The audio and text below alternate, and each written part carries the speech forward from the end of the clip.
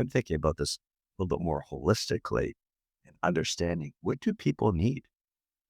Really simply to flourish in life, people need three different concepts.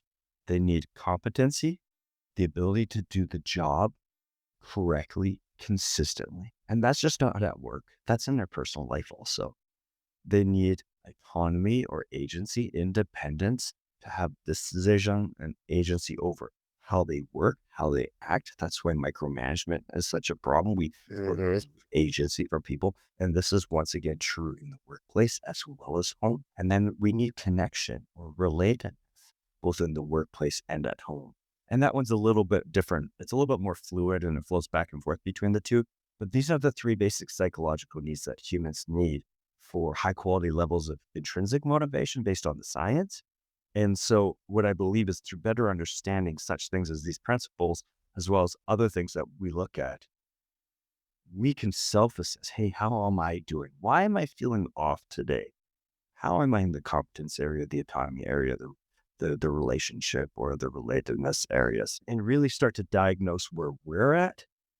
We'll have a better sense of where the things that are creating problems in our life are coming from.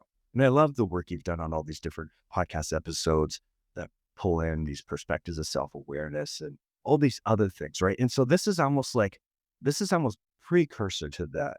That if I understand what makes me essentially human and I can navigate that and work to navigate that in my own accord, I can then go into these other things and explore those further. But what's even more important when we think about our leaders that we're speaking to here in many instances, how do I start to get a handle on this to help my people? Because if Right. I can better understand this concept of motivation and self management myself, that's the first step.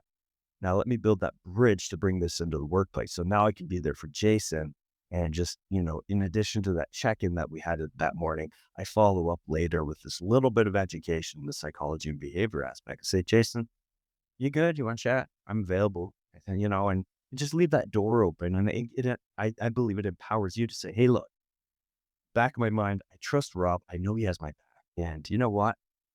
Maybe right now I'm not ready, but as soon as I am, I'll let you know. Boom. It's beautiful. Like it's just this flow of energy and humanity of people supporting each other and Mhm. moving together.